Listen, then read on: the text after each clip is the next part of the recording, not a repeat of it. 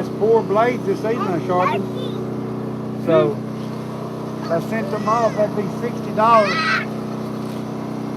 I mean, well, it'd be $48.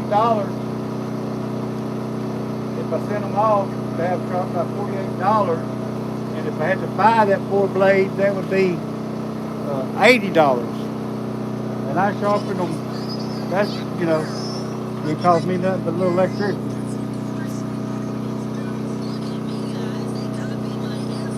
Jet said 50 blades at 20 a pop is $1,000, $1,000 in your pocket. Yeah. And you see how that blade is shaped to fit that hole too.